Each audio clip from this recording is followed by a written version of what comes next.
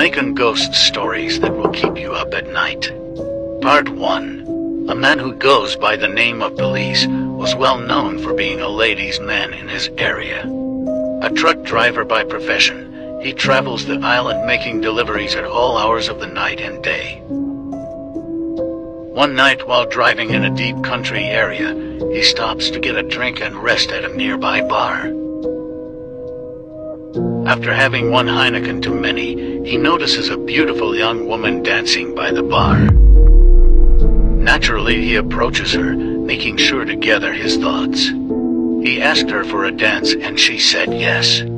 He asked her how her night was going and she replied good, as if she was interested in him. He took a good look at her voluptuous body and kissable lips and decided that he had to spend the night with her. He asked her what it would take to get her to leave with him. She told him that she wanted nothing. She just wants to spend the night with him because he was so handsome and she enjoys his company. As soon as he heard that, he asked the bartender for the bill, making sure his new lady was finished with her drink. He walked with her to his truck. She got in, and he started to drive. She told him that she knew of a nice cheap hotel that she always passes but never entered. Jamaican ghost stories that will keep you up at night.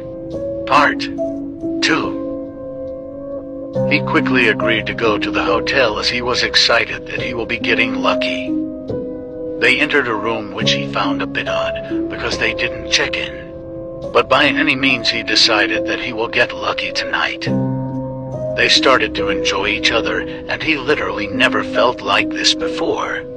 He started to fall deeply in love with this woman he just met a couple hours ago. The fun lasted all night, and they both fell asleep from exhaustion. Police was awakened by a vulture picking at his big toe. He wiped his eyes and looked around in astonishment. He was in a graveyard naked as the day he was born. Alone. He quickly flew up, noticing that his hands were black as if he was playing in tar. His clothes were nowhere to be found, so he ran for his life to his truck that was parked alongside the road. He drove non-stop to his drop-off, trying to forget what happened the night before. And glad that he always carries an extra set of clothes when on the road. This story was inspired by true events.